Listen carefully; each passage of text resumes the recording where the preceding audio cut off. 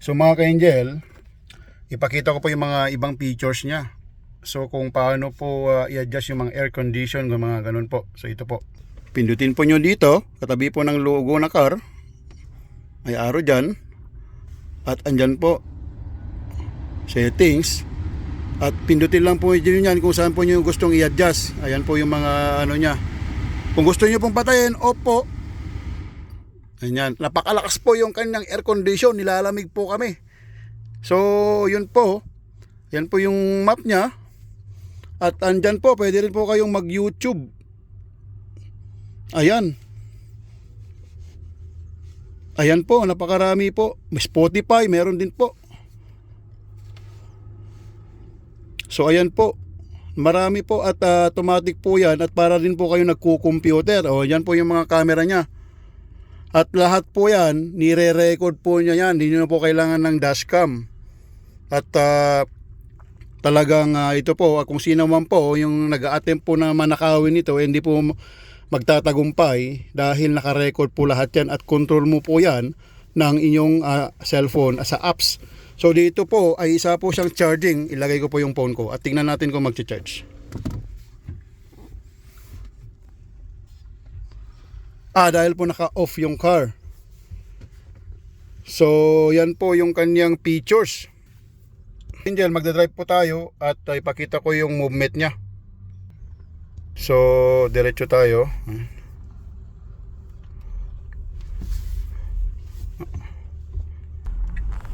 So ayan mga ka-angel, lalabas po tayo. Turn right. Ayan po mga ka-angel, ang Tesla Model X.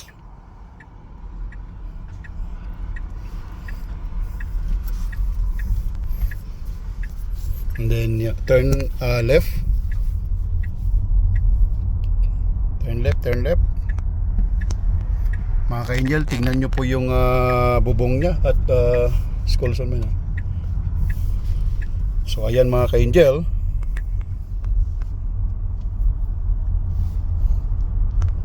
So ganyan po, turn right. Pagka po mga ka-angel at tulad ng sinabi ko kanina,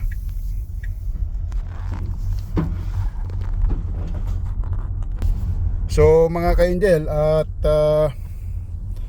atin pong in-explore po yung Model Y. So mag-ikot tayo dito. So kasalukuyan pong dinadrive ni Mrs. At para makapag-video po ko ng maayos. Kasi na-drive na po natin to kanina mga ka-angel. So ayan po mga ka-angel, pwede po kayong manood mga YouTube. Ayan. At high-tech po siya, meron po siyang sariling satellite. Ayan po yung satellite na nakalimutan ko na yung tawag na satellite. At meron po nakipag-communicate na rin po yung Philippine government na isi-service po nila yung satellite sa Pilipinas din. So ang ito pong Model X ang dinadrive natin. At left.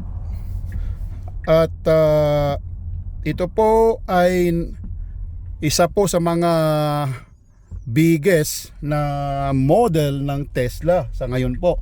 Meron po isang smaller version, yung Model Y, na kung hindi po ako nagkakamali ay best seller po pagdating po ngayon sa mga SUV. Number 1 sa North America. At kung di ako nagkakamali, pati din po yata sa Europe. So right tayo. So ayan po mga ka-angel, ang Model X. So mag-right po tayo dito at babalik na po tayo sa dealer at isasauli na po natin ito. At dito po ang dealer po ng Tesla sa Calgary ay nasa malapit po sa Glenmore Trail at Bonaventure Street po yata yung kanyang corner. Left. So at pwede po siyang mag-Google. Type nyo lang po ang Tesla Calgary. Left tayo. So pwede po kayo magpa-schedule. Punta po kayo doon, tawag po kayo, or pwede nyo pong gawin sa mismong apps ng Tesla. Pwede po in the middle. Pwede po kayong mag-download ng apps ng Tesla at pwede po kayong i-explore doon na mismo sa app yung mga features niya. Pwede po rin po kayong mag-order through online. Slide to the right. So kita nyo po, nag-right po si Mrs. at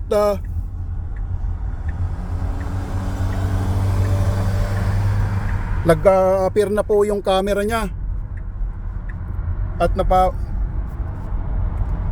so ayan po, at ayan po yung makikita nyo po dyan, na-detect nyo naman po na may tumawid na tao. So kusa po siyang hihinto din kung may ma-detect siya, mababangga niya. So napakabilis po niyan, dahil pwede ikino-compare po siya talaga sa mga sports car. Yung kilometer per second po niya ay mabilis. Andyan po yung may mga video po sa YouTube. Makikita nyo po yan, yung Tesla versus mga sports car, at makikita nyo po talaga na mabilis po talaga siya. Turn right. So ayan po, nagsignal naman po si Mrs. at nakikita na naman niya kung ano yung mga car sa paligid.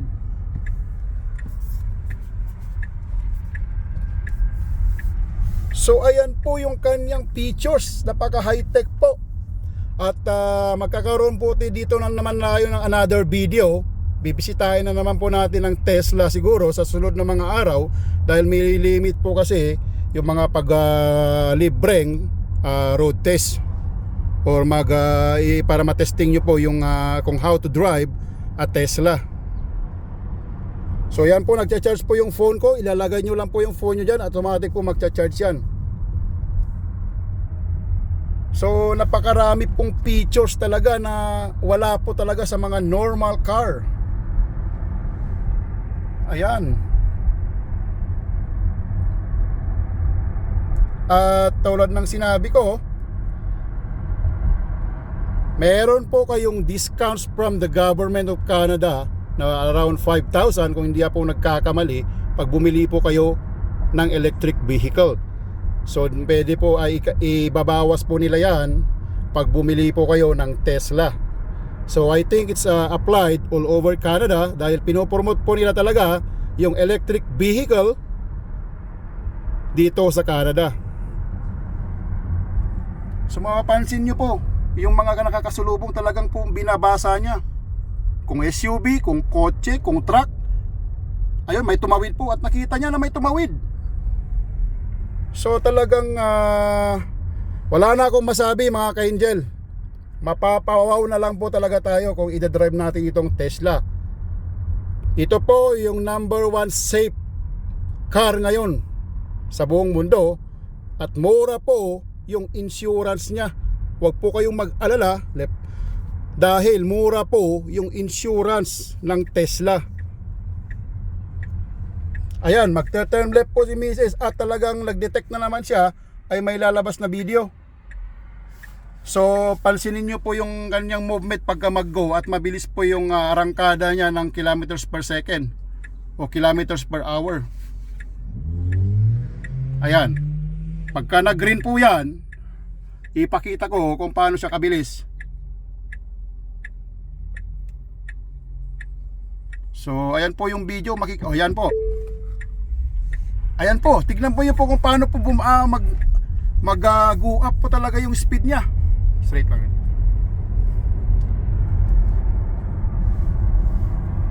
So ayan po, change lane to the right. Ayan po yung movement niya. Secure po kayo dito mga ka-angel.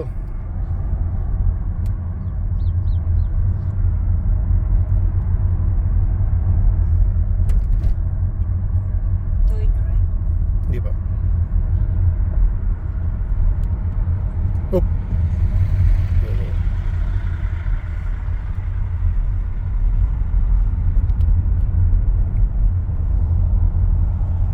So, dandan. Signal. Pasok.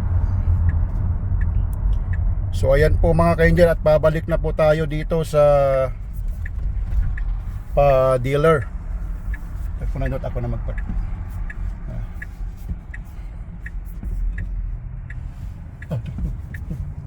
Tingnan mo kung may papasok. Yan sa katabi ng white.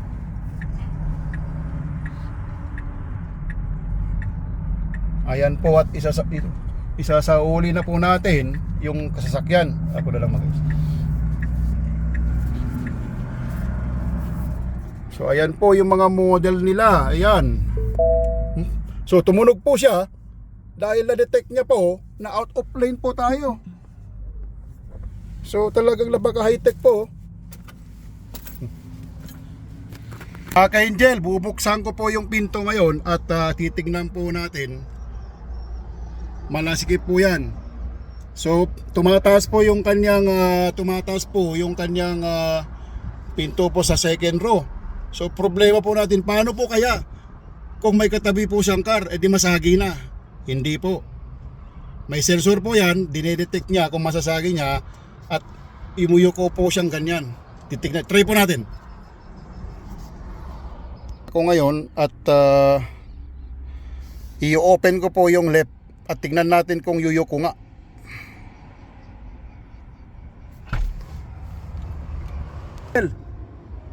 Kita nyo po mga ka-angel, hindi niya sinagi yung katabi na car. So isubukan po natin naman na isara. Kita nyo mga ka-angel, hindi niya talaga sasagihin. Talagang safe na safe po talaga yung Tesla. So pansamantala ko po nang i-stop at mag-take po ako ng another video. Salamat po mga ka-angel.